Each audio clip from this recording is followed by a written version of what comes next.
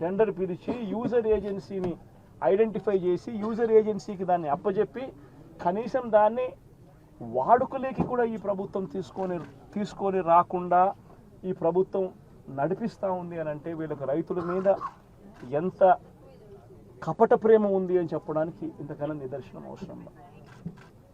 అక్కడే గన యూజర్ ఏజెన్సీని గన ఇచ్చి ఉండింటే 500 మెట్రిక్ టన్నులకు సంబంధించిన సామర్థ్యం ఆ కోల్డ్ స్టోరేజ్లో ఉంది కాబట్టి యూజర్ ఏజెన్సీని గన పెట్టి ఉండింటే ఆ యూజర్ ఏజెన్సీ అరటికి సంబంధించిన కొనుగోలు చేసేవాడు.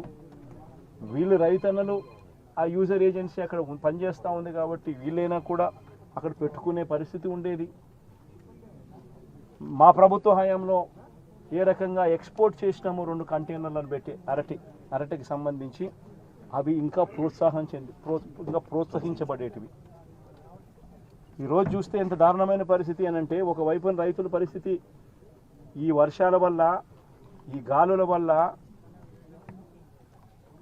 ఇటువంటి దారుణమైన పరిస్థితి ఒకవైపున ఉంటే మరోవైపున రేటు చూస్తామా అంటే నెల కిందట 26,000 పలికిన రేటు ఈరోజు 9,000 రూపాయలకు పడిపోయిన పరిస్థితులు చూస్తూ ఉన్నాం. 9,000 కూడా కాదు, ఇంకా 9,000 కూడా కాదు సార్, ఇంకా తక్కువ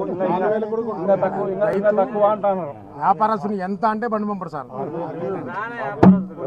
ఈరోజు 9,000 కాదు 6,000 అని చెప్తున్నారు రైతులందరూ. ధర పడిపోయిన పరిస్థితులు కనిపిస్తూ ఉన్నాయి. మరి రాష్ట్ర ప్రభుత్వం అన్నది రైతును ఎక్కడ పట్టించుకుంటా ఉంది అని అడుగుతా ఉన్నా. మిర్చి పంట అయినా అదే పరిస్థితి, ధాన్యం కొనుగోలైనా అదే పరిస్థితి. 300 నుంచి 400 రూపాయలు పర్ టన్ను రైతు నష్టపోయిన పరిస్థితి. మిర్చికి 11,800 రూపాయలు కొనుగోలు చేస్తామన్నారు. ఇంతవరకు 1 కేజీ కొనుగోలు చేయాలి ఒక రైతు దగ్గర నుంచి. పెసర పరిస్థితి అదే, శనగల పరిస్థితి అంతే, మినుముల పరిస్థితి అంతే, కందుల పరిస్థితి అంతే. ఏ పంటకు ఈరోజు కనీస గిట్టుబాటు ధర రాని పరిస్థితిలో ఈరోజు రైతన్న వ్యవసాయం చేస్తూ ఉన్నాడు.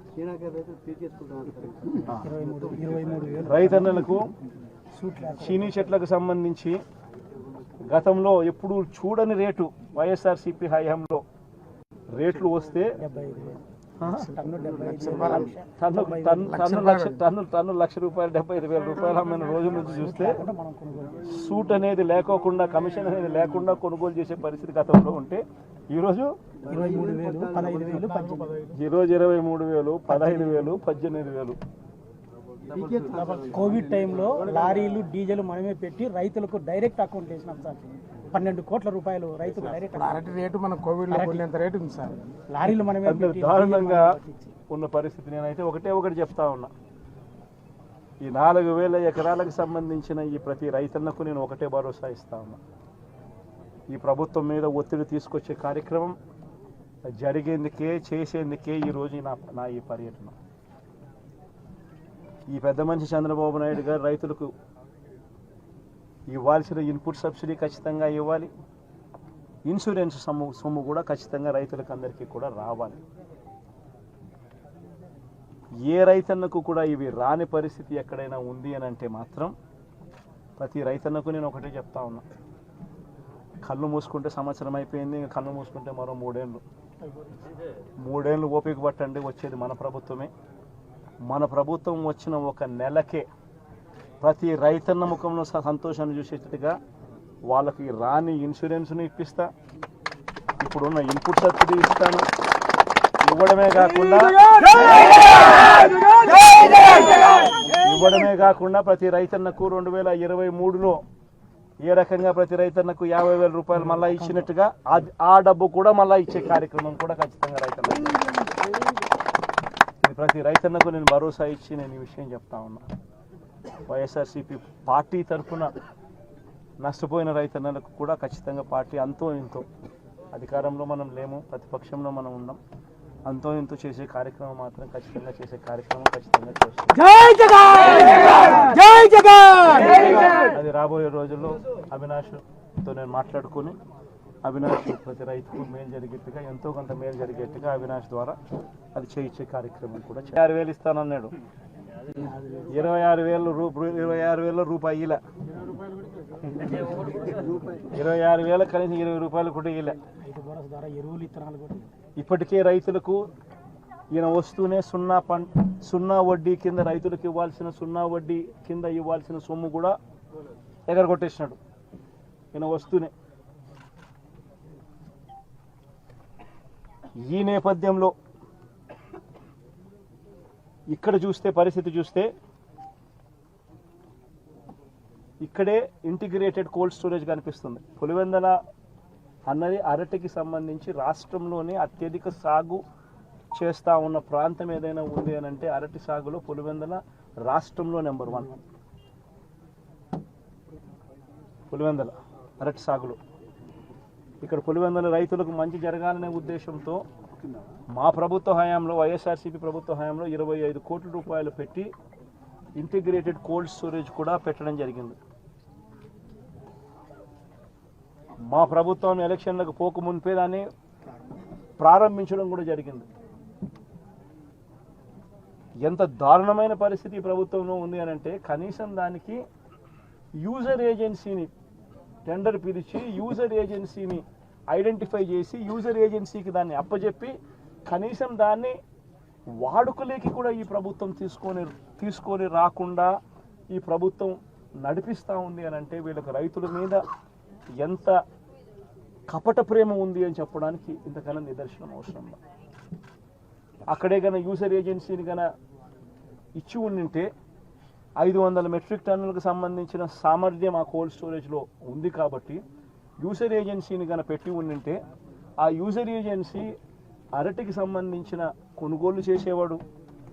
వీళ్ళు రైతన్నలు ఆ యూజర్ ఏజెన్సీ అక్కడ పనిచేస్తూ ఉంది కాబట్టి వీళ్ళైనా కూడా అక్కడ పెట్టుకునే పరిస్థితి ఉండేది.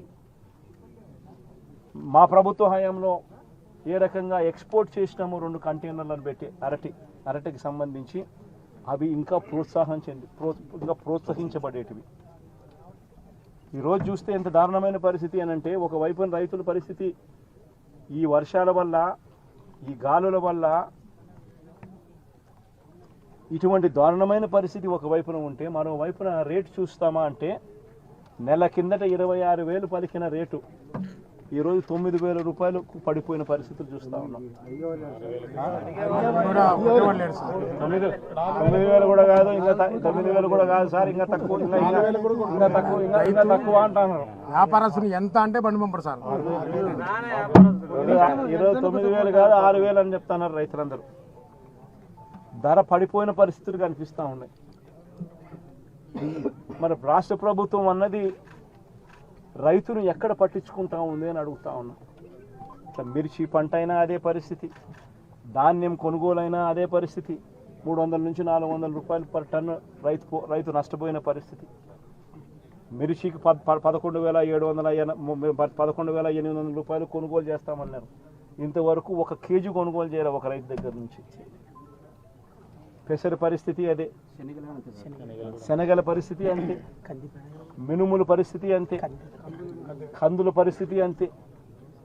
ఏ పంటకు ఈరోజు కనీస గిట్టుబాటు ధర రాని పరిస్థితిలో ఈరోజు రైతన్న వ్యవసాయం చేస్తూ ఉన్నాడు.